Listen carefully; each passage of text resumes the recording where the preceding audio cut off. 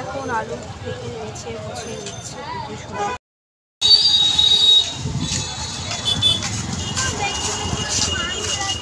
কোনো প্রয়োজন ছাড়াও কারোর থেকে মিষ্টি কেনা দরকার, এটাই আমার হাজব্যান্ড এখন হয়তো প্রয়োজন নেই লেবু লঙ্কাটা। এখান থেকে এখন সবজি নেবে।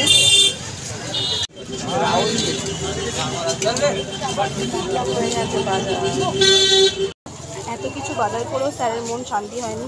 এবার এখানে নেওয়া হচ্ছে এখন কুঁদরি, এটা ওনার ফেভারিট একটা সবজি। স্যারের বাজার করা কমপ্লিট, বাড়ির দিকে রওনা দিচ্ছে। চলো ঘরের সাথে বেরিয়ে তো বাজার টাজার হয়ে গেল, বাড়িতে বাইরে থেকে দেখাচ্ছি। আলাদার বাজার করলো তোমরা দেখতেই পেলে।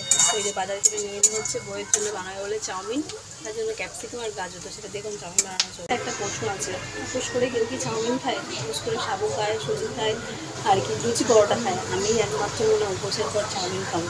তো এই যে চাউমিনটা এখানে বয়েল আছে, নেওয়ার জন্য তো মিস্টার আলাদার চাউমিন বানানো হয়ে গেছে।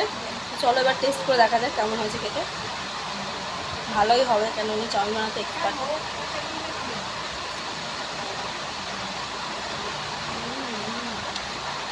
মানে সারাদিন টক ঝাল মিষ্টি না খাওয়ার পরে এই নিরামিষ চাউমিনটা খেতে দেওয়া অসাধারণ লাগছে।